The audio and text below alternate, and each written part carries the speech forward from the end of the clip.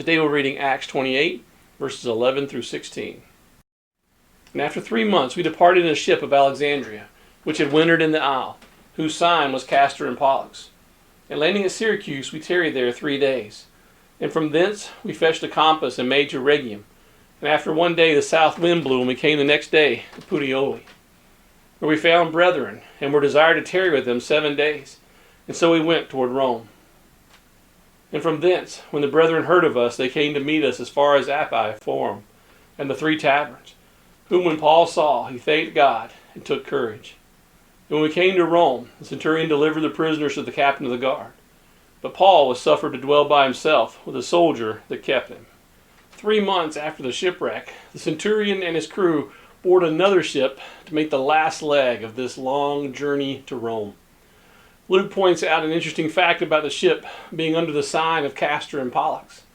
It was common for ships to be named for and include images of certain gods that they looked to for protection. Castor and Pollux were twin sons of Zeus, according to Greek mythology, and they are the twins for which the constellation Gemini is named. They were considered protectors of ships, and particularly during a storm. I imagine that Luke calls attention to this simply because they had just come through a severe sea storm themselves, but had instead relied on Yahweh for their protection. Nobody in this party would be looking for help from Castor and Pollux. God had proven himself to them already. It does serve as a good reminder, though, about how easy it is for us to put our trust in things other than God. Sometimes we rely on our money or jobs more than we rely on God. We might rely on family or friends more than God. All of those things are wonderful gifts. They're not intended to be where our trust is placed. Let's be like David, who, while a terrific warrior in his own right, knew that his protection came from God. Let's join him in Psalm 20, verses 6 through 9. Now know I that the Lord saveth his anointed. He will hear him from his holy heaven with the saving strength of his right hand. Some trust in chariots and some in horses, but we will remember the name of the Lord our God. They are brought down and fallen, but we are risen and stand upright. Save, Lord. Let the King hear us when we call. Are you placing your trust in God in every situation? We can be certain that Luke and Paul were trusting God at this point in the journey. After they sailed for a ways, they stop in Puteoli and continue there on foot.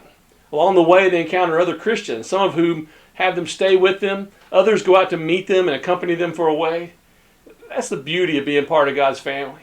We have family wherever we go. In verse 16, Paul's goal is realized. They enter Rome. The prisoners are turned over to the local guard. This would likely have been elite soldiers who were tasked with serving in the capital city and protecting the emperor.